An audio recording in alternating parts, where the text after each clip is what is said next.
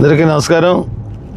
ఈరోజు సుమారు 12 గంటల ప్రాంతంలో ఓఎన్జీసీ పైప్ లైన్స్ లీకేజ్ జరిగింది. ఇరుసుమండ ప్రాంతంలో లక్కవరం దగ్గర జరిగినట్టుగా మనకు తెలుస్తూ ఉంది.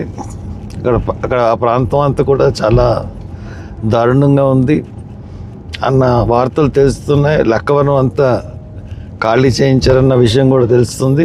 ఇది మల్కీపురం మండలం అంతా వ్యాప్తించే ప్రమాదం ఉందని కూడా తెలుస్తూ ఉంది. దీని అంతటికీ కారణం టు బి ఫ్రాంక్ మనం చెప్పాలంటే ఓఎన్జీసీ యొక్క నిర్లక్ష్యం. ఎందుకంటే ఓఎన్జీసీ కానీ లేదంటే గెయిల్ కానీ ఇవన్నీ కూడా ఆన్షోర్ అంటే భూమి మీద ఉన్నాయి. ఈ భూమి మీద ఉన్న ఇవన్నీ కూడా ఎక్కడ పడితే అక్కడ గ్యాస్ పైపులు 1994, 96, 99 ఆ ప్రాంతాల్లో వేసినాయి.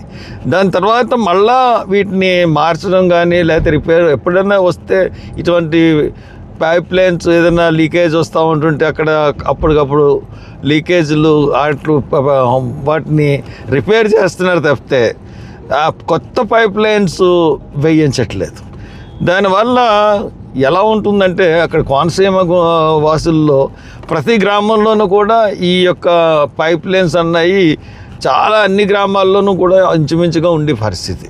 ఒక్క బ్లో అవుట్ అయినా కానీ ఆ గ్రామం అంతా దారుణమైన పరిస్థితులను ఎదుర్కొనే పరిస్థితి. కాబట్టి ఇప్పుడు ఇక్కడ జరిగింది అక్కడ ఎలా ఉందంటే పరిస్థితి చాలా దారుణంగా ఉంది.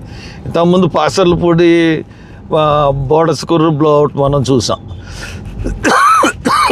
ఇప్పుడు అయ్యే పరిస్థితులు మనకు కనబడుతున్నాయి. టు బి ఫ్రాంక్ ఇక్కడ కార్పొరేట్ సోషల్ రెస్పాన్సిబిలిటీ కింద ప్రతి ఆయిల్ కంపెనీ రిలయన్స్ కానీ ఓఎన్జీసీ కానీ గెయిల్ కానీ ఇవన్నీ కూడా ఇక్కడ 2% చొప్పున ఖర్చు పెట్టాలి. ఖర్చు పెట్టి ఇక్కడ మౌలిక సౌకర్యాలు కల్పించాలి. ఆ విషయంలో కూడా ఇవి ఇక్కడ వీళ్ళు సంపాదించి ఇక్కడ కార్యక్రమాల సొమ్ములన్నిటి కూడా ఢిల్లీలోనూ వేరే చోట్ల వీళ్ళు ఖర్చు పెడతా ఉన్నారు. ఇక్కడ ప్రజలను మోసం చేస్తూ ఉన్నారు. నా టైంలో మరి నేను ఖచ్చితంగా ఖర్చు పెట్టించుకోండి ఇక్కడ కార్పొరేట్ సోషల్ రెస్పాన్సిబిలిటీ కింద. మళ్ళీ దాని తర్వాత వచ్చిన ప్రజాప్రతినిధులు అందరూ కూడా వీళ్ళు సరిగ్గా ఆ విషయంలో చేయట్లేదు.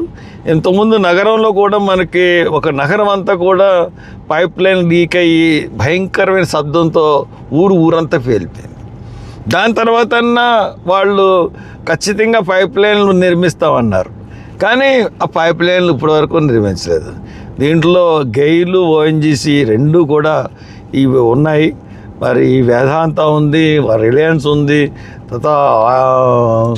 ఇవన్నీ ఉన్నాయి. కాబట్టి ఇవందరూ కూడా మరి ఖచ్చితంగా ఈ యొక్క పైప్ లైన్స్ బాగు చేయాలి. ఇటువంటి ప్రమాదాలు రాకుండా నివారణ చేయడం అన్నది చాలా ఇంపార్టెంట్.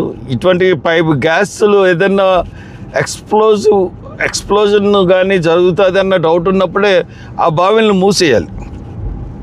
అలాగే ప్రమాదాలను నివారించవచ్చు. ఇది ఇరుసుమండ గ్రామంలో జరిగిందని తెలిసింది. ఇప్పుడు నేను ఇరుసుమండ వెళ్తున్నాను. దగ్గరలో ఉన్న వాళ్ళందరూ అక్కడికి రండి. నేను ఇరుసుమండలో అక్కడ ఉన్న పరిస్థితుల్ని చూసి అది ఏ రకంగా ఉందన్నది ఒక ఆకలింపు చేసుకుని మళ్ళీ మీకు అప్డేట్ చేస్తాను. Thank you.